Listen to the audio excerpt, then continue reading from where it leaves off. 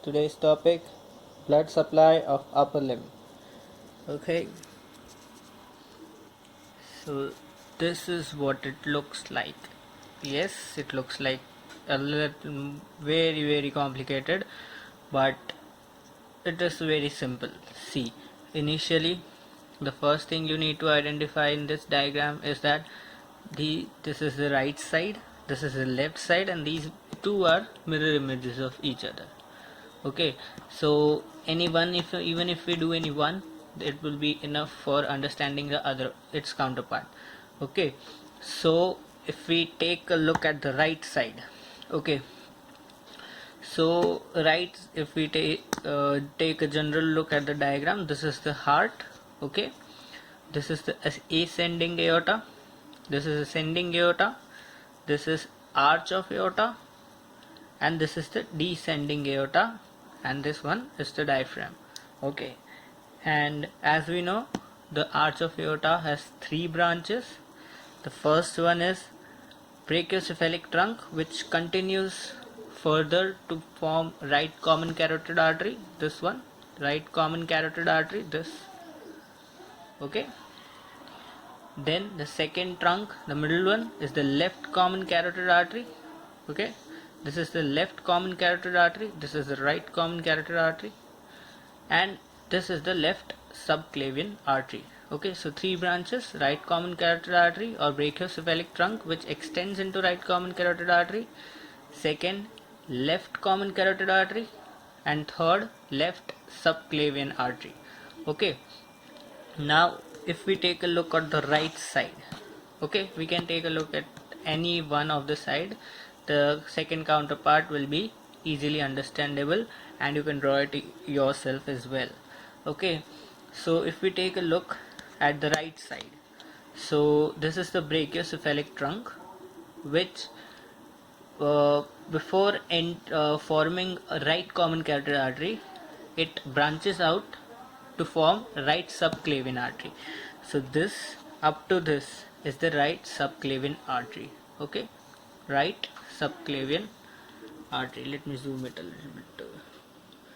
So this is the brachiocephalic trunk, branches out to form the right subclavian artery, and then it continues further to form the right common carotid artery.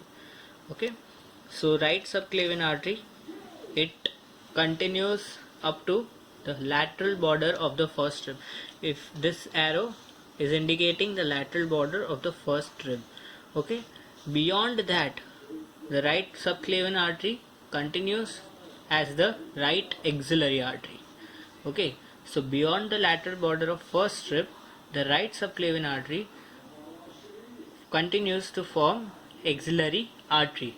Okay, similarly, the axillary artery. Now one important point to note here is that the axillary artery, here on the left side, this is the axillary artery, this is the lateral border of first rib, and this is the axillary artery.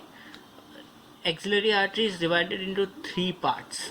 Okay, if you refer your anatomy, axillary artery is divided into three parts, and on what basis it is divided into three parts? It's based on the location of the pec minor muscle, which is the pectoralis minor muscle. So this muscle here is the pectoralis minor muscle.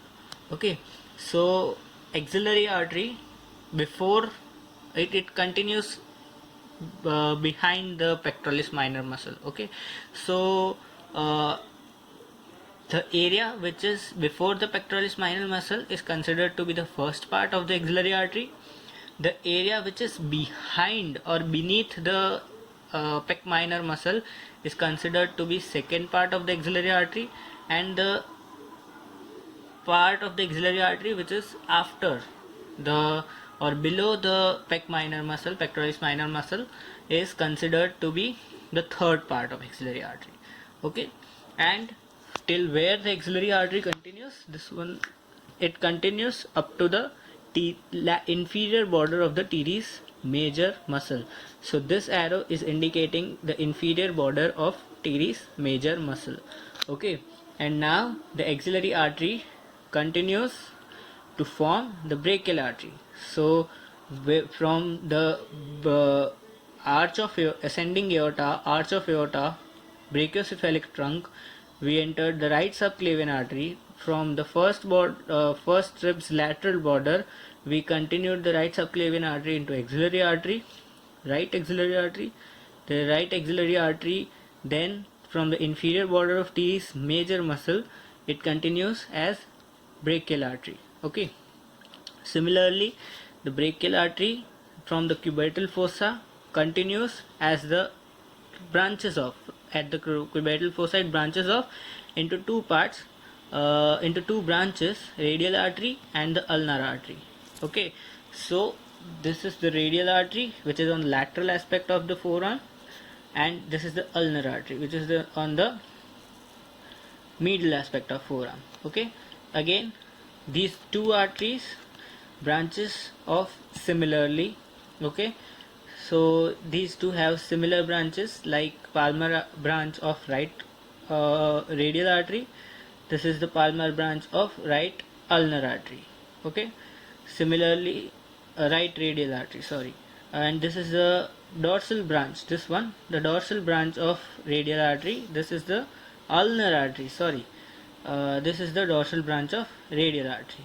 Similarly, superficial palmar branch, the third one of the radial artery, no, of the ulnar artery. What am I doing? I'm not understanding. Ulnar artery, yes. Here also I'm just, let me correct it.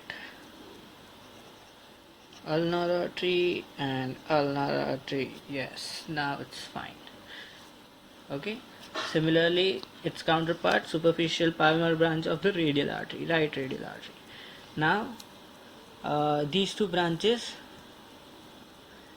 further progress into the hand as the palmar arch, where the palmar arches are situated. So this is the ulnar artery which continues into the hand as deep palmar arch.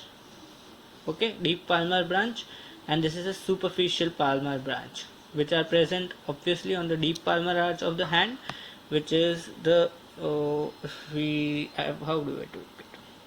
Show you. See, if you take a look, this one, this pinky finger is the ulnar artery on that side.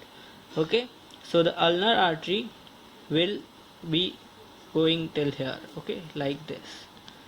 It will come from the hand and it will arch like this near the metacarpals, and the radial artery will arch somewhere like this. Okay,